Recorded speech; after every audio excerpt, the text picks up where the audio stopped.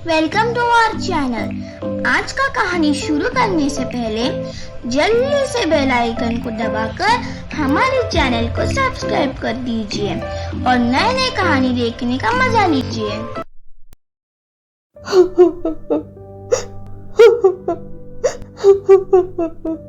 अमर, तुमने ऐसा क्यों किया? मुझे धोखा क्यों दिया? मैं तुम पर कितना विश्वास करती थी। मैं अब क्या करूंगी अमर? तुमने मुझे किसी को मुंह दिखाने के भी काबिल नहीं छोड़ा।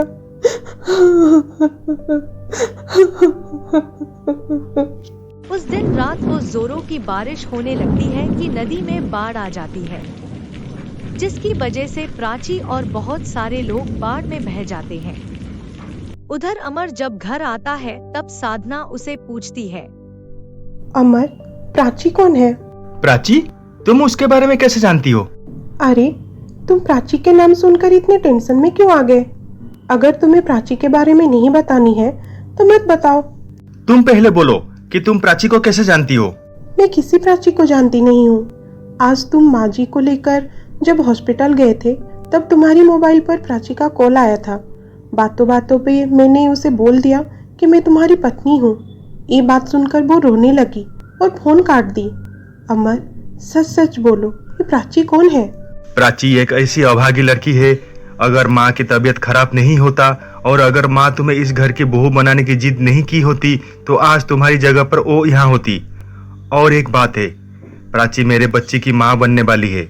हम दोनों ने मंदिर में शादी कर लिए थे।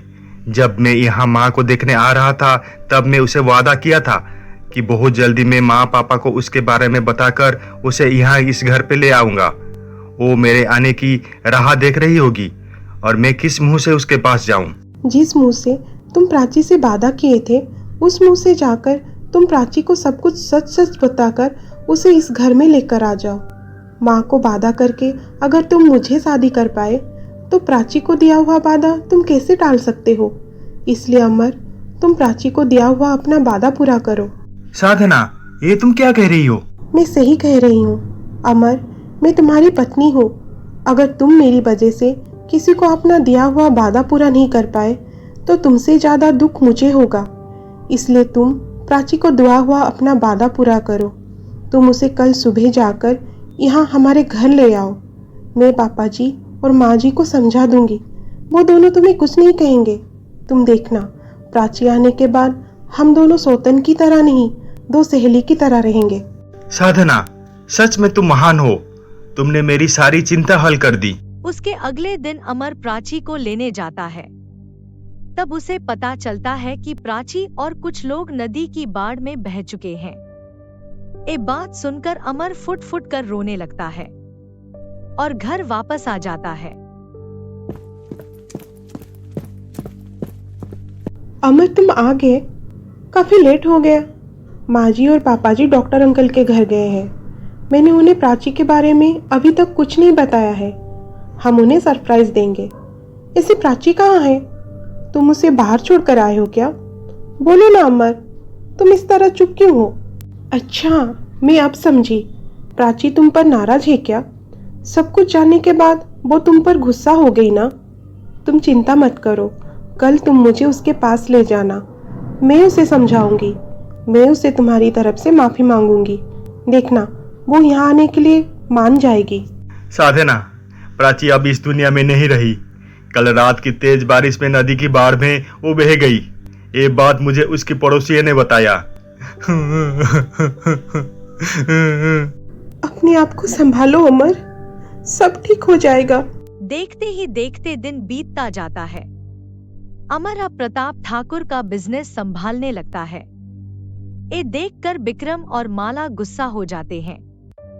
और इधर एक दिन साधना को पता चलती है कि वो माँ बनने वाली है।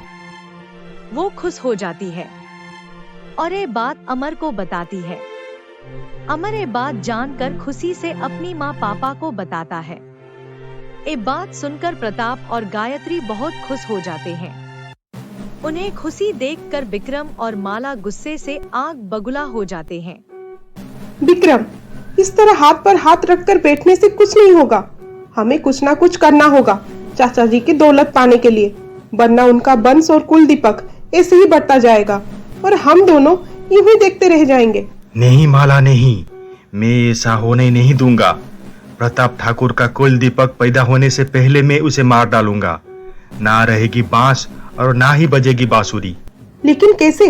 उसके बाद विक्रम माला को अपना प्लान बताता है। बस सही समय का इंतजार है, फिर प्रताप ठाकुर का वंश तबाह हो जाएगा। हा हा हा हा हा हा हा हा। देखते ही देखते 8 महीने गुजर जाते हैं। एक दिन चाचा जी, रामसन कंपनी की हमारी एक क्लाइंट मीटिंग है, हमें उस मीटिंग में अटेंड करना होगा। उसमें हमारी कंपनी को बहुत फायदा हो सकता है। हाँ विक्रम, तुम सही बोल रहे हो, मैं कल ही नागपुर के लिए निकल जाऊंगा। पापा, आपकी तबीयत ठीक नहीं है, ऐसे में आप मीटिंग अटेंड करने के लिए कैसे नागपुर जाओगे? आपकी बदले मैं नागपुर चला जाता हूँ मीटिंग अटेंड करने। हाँ चाचा जी, अमर ठीक कह रहा है, आप जाए या अमर जाए, बात तो एक ही है। अच्छा ठीक है, जैसे तुम दोनों की मर्जी। सुनो माला, जिस दिन का हमें इंतजार था अब वो दिन आ गया है। ये लो पॉइजन की बोतल, इसे चुपके से सही समय देखकर कल साधना की खाने में मिला देना। इसे खाते ही साधना और उसकी होने वाली बच्चा हमेशा हमेशा के लिए इस दुनिया को छोड़कर चले जाएंगे। और उधर जब अमर कार लेकर नागपुर के लिए निकलेगा तब ब्रेक फेल होने के कारण उसके कार के एक्सीडेंट हो जाएगा। उसके बाद प्रताप ठाकुर का बेटा हमेशा हमेशा के लिए भगवान को प्यारा हो जाएगा। उसके बाद प्रताप ठाकुर का वंश में कोई कुल दीपक नहीं रहेगा। तब तो वो दोनों बूढ़ा बूढ़ी रो रो कर पागल हो जाएंगे। पागल क्या होंगे? अरे वो दोनों तो मर ही जाएंगे और उनके मरने के बाद प्रताप ठाकुर की पूरी जायदाद हमारा हो जाएगा, बस हमारा। लेकिन याद रहे माला, साधना की खाने में ये जहर मिलाने का समय ध्यान रखना, जैसे तुम्हें कोई देखे ना, वरना हमारा सारा किए कराए पर पानी फिर जाएगा। तुम चिंता मत करो विक्रम, मैं ये काम अच्छी तरह से करूंगी। साधना, मैं कल 2 दिन के लिए नागपुर जा रहा हूँ, तुम अपने आप का और हमारे होने वाले बच्चे का ख्याल रखना। तुम मेरी और बच्चे की चिंता करना छोड़ो, मेरे साथ यहाँ माँ जी, पापा जी, माला भाभी, विक्रम भैया सब हैं। वो मेरा ख्याल अच्छी तरह से रखेंगे, लेकिन तुम अपना ख्याल अच्छी तरह से रखना और नागपुर पहुंचकर मुझे कॉल करना। ठीक है साधना।